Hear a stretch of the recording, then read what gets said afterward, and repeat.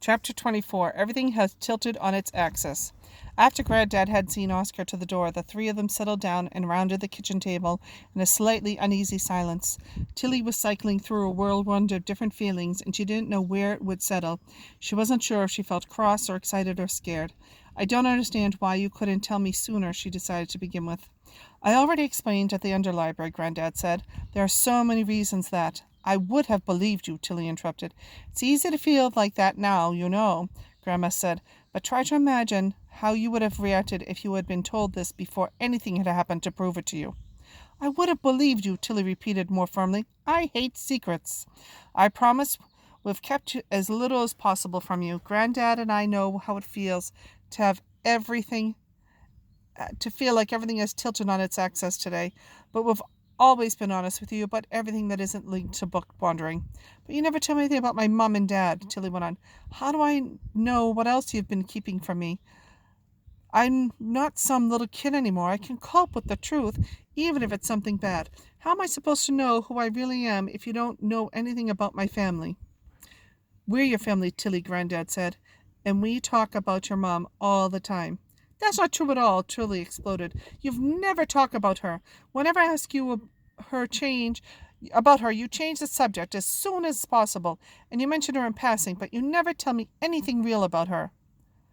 But what else do you want to know? Granddad said. I want to know everything, Tilly said, feeling angry tears threaten to fall. I want to know what she was like when she was little, when she was my age, when she was pregnant. I want to know her favorite meal and her favorite film and her favorite part of piece of cheese. I want to know what made her laugh and what made her cross and what made her excited. I want to know what it would have been like to help her with my homework, for her to help me with my homework. I want to know what it would be like to remember her reading to me. I want to know what she would have said to me to make Grace stay friends with me. I want to know how she'd make Oscar. Sure, Oscar didn't get bored of me either. Tilly took a deep breath. I just want to know what it would be like to know what it was like when she was here. What it's like just having a normal mum. Granddad looked stricken and half stood up as if to go to her before sitting down abruptly. Grandma sniffed loudly and then steeled herself. Tilly, I am sorry, she said.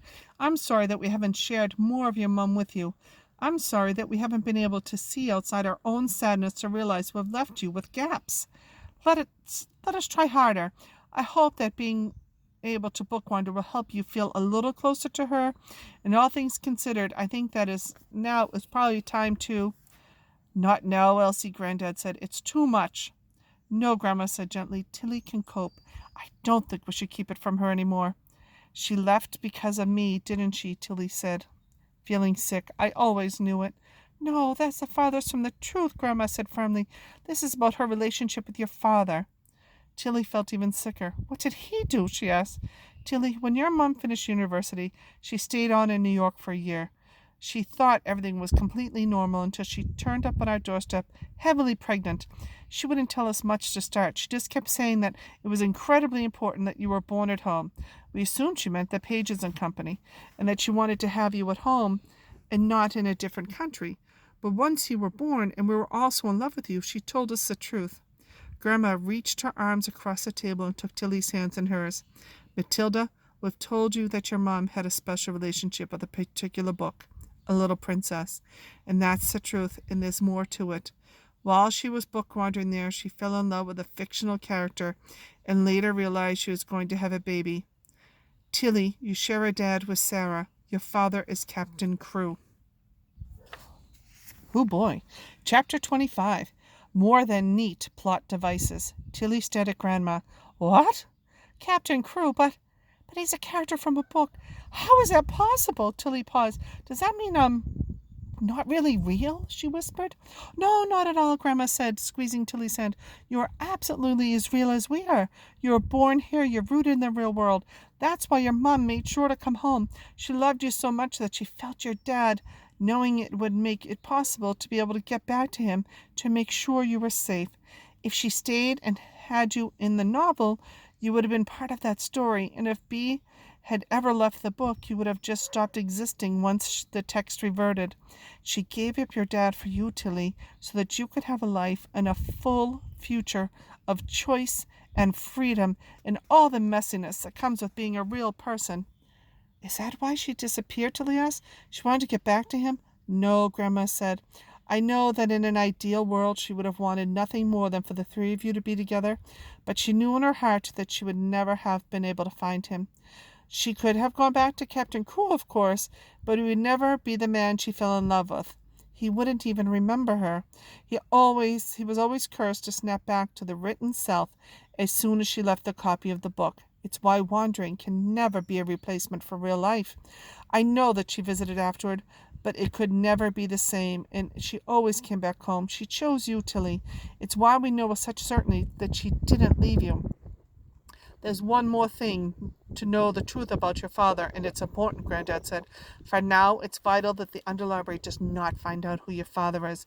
We hope they would be sensible about it, but there's no way of knowing how they would react. Enoch Chalk must not find out.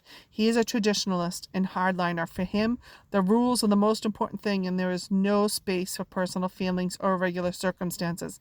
And he's not the only one who thinks that. Bookwanderers, for obvious reasons, are not supposed to fall in love with characters, and sadly there are some who would have it that you never should have been born.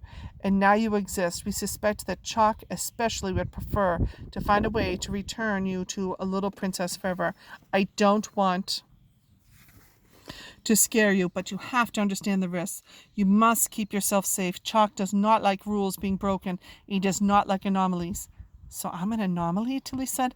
Well, yes, technically you are, love, Granddad went on, but we're all anomalies in one way or another. It's what makes us being alive beautiful. We're more than neat plot devices. We're contradictory and confusing, and it's wonderful. There's nothing wrong with a few contradictions, and I think you might have to embrace them, as it would already seem that there are going to be some unpredictable side effects caused by your dad being fictional. The fact that you could see characters that your grandma and I were talking to should be impossible. The fact that Alice and Anne remembered you even after they journeyed back inside their books, again, impossible. Go carefully while you're exploring book wandering. Now is not the time to explore too far, and just as you should beware of Chalk, you can trust Amelia within reason. There's no need to take the risk of telling her the truth. But if you ever need to talk to someone who isn't us, find Amelia. Tilly nodded, but looked at her hand, still clasped in her grandma's, as though she might have changed or even vanished. So what did happen to my mum? We don't know, Tilly. But there's no reason to think it's anything to do with book wandering. I promise you, Grandad said gently. Have you ever done one of those stamp things on her to check? Tilly asked. Yes, of course, Grandad said. We've done everything we can check to it's not a book wandering accident. The stamp showed no trace of her. You know everything we do about what happened. Your mom popped into town for a coffee and never came back. Everything we've told you about your mom's disappearance is the truth, the police investigation, the lack of evidence. That's all we know. It's a horrible, unhappy, fiercely real thing, which you have no reason to think had anything to do with the underlibrary of book wandering or your father. I'm going to go upstairs for a bit, I think, Tilly said after a pause. She needed a moment away from other people. There was too much information, too many secrets, too many concerned looks, too much magic and excitement colliding with too much sadness and loss. Upstairs, her mom's copy of A Little Princess was lying on Tilly's bedside table. It felt hot in her hands. It was no longer just an innocent story, but a family archive. She opened it at first page, and only a moment's hesitation read, Her Way In.